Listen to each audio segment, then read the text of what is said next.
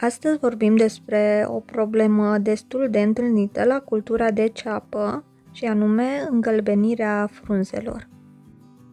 Deși îngălbenirea și ofilirea frunzelor de ceapă este un proces natural la sfârșitul sezonului de recoltare, se întâmplă ca uneori acestea să se îngălbenească la vârf prea repede și în acest caz trebuie luate anumite măsuri.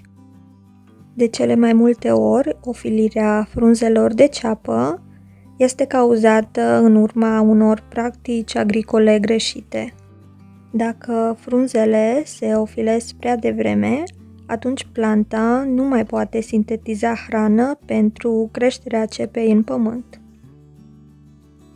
Un alt motiv pentru îngălbenirea frunzelor este lipsa apei. Frunzele galbene la ceapă se observă brusc dacă solul din grădină este uscat. Acest lucru ar trebui să se remedieze cu ușurință, respectând regimul de udare al cepei. De obicei, în prima jumătate a verii, ceapa este udată de 2 ori pe săptămână, iar în a doua jumătate, o dată pe săptămână. În timp de secetă, când nevoia plantei de apă crește, ceapa se udă mai des, de preferat dimineața, atunci când temperatura este între 18 și 25 de grade. Irigarea corectă se face direct sub rădăcina plantei.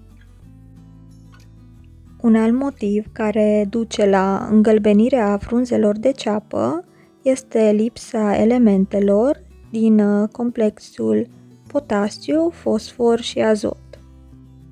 Pentru fertilizarea cepei puteți folosi un îngrășământ organic, cum ar fi cenușa de lemn.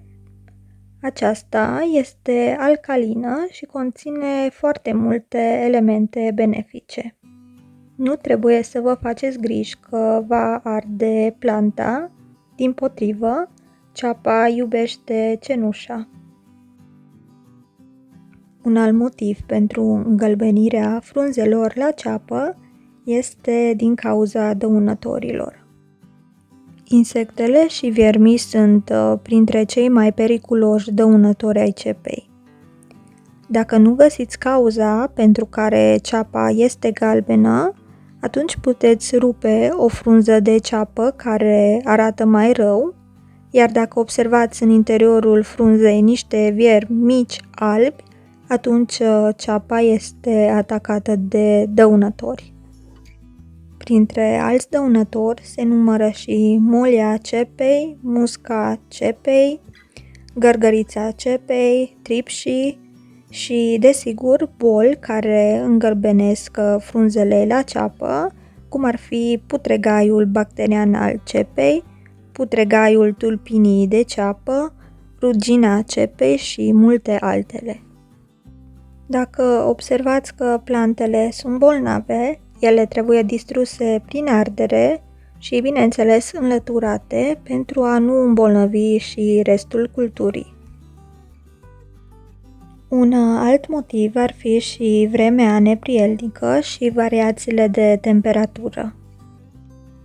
Ploile, seceta sau vara cu temperaturi extreme afectează la fel de rău recolta.